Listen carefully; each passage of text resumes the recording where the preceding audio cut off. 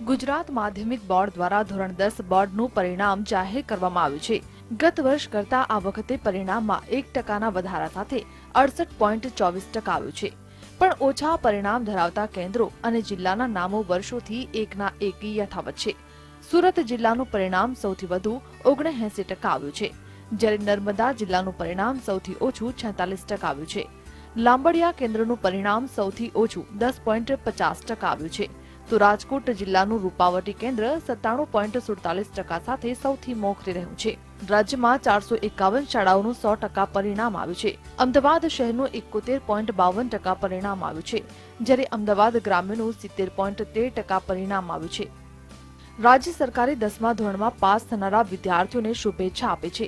સાથે પરિણામમાં થયેલા 1%ના વધારાનો શ્રેય રાજ્ય સરકારની શિક્ષણ વિભાગની કામગીરીને ફાળવ્યો। गए वक्ते परिणाम आव्युं एना करता आ वखते 1% वधारे परिणाम आव्युं छे, एटले 68.24% परिणाम आ वखते आव्युं छे। शिक्षण कार्यनी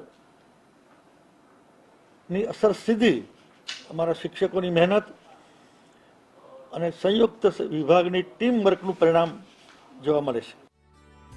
ઓછા પરિણામવાળા કેન્દ્ર અને જિલ્લામાં આદિવાસીઓની સંખ્યા વધારે છે, ત્યારે સરકાર હવે તેમાં સુધારો કરવા મહેનત કરશે તેવી વાતો કરી રહી છે।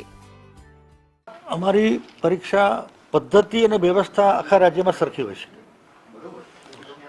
પણ છતાં જ્યાં વધ કે ઘટ થઈ છે ત્યાં અમે ચોક્કસ, જ્યાં ઉત્તરોત્તર ઘટ છે ત્યાં અમે ચોક્કસ સંશોધન કરીને એમાં ધ્યાન ચોક્કસ આપીશું અને વધારે સારું થાય એવા પ્રયત્નો અમારે રહેશે।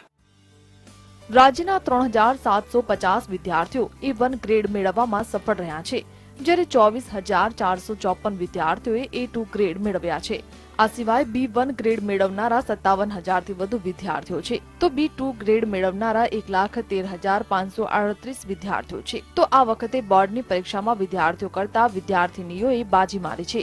આ વર્ષે વિદ્યાર્થીઓનું પરિણામ 64%, જ્યારે વિદ્યાર્થીનીઓનું પરિણામ 73% આવ્યું છે। તો ગુજરાતી માધ્યમના પરિણામની ટકાવારી 65% છે, જ્યારે અંગ્રેજી માધ્યમના પરિણામની ટકાવારી 92% છે।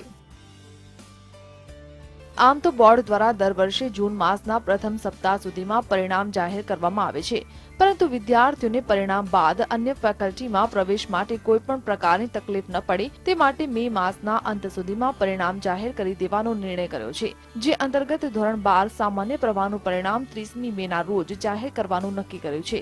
કેમેરામેન શ્રેણિક મહેતા સાથે કિશન કાંટેલિયા, GSTV, અમદાવાદ।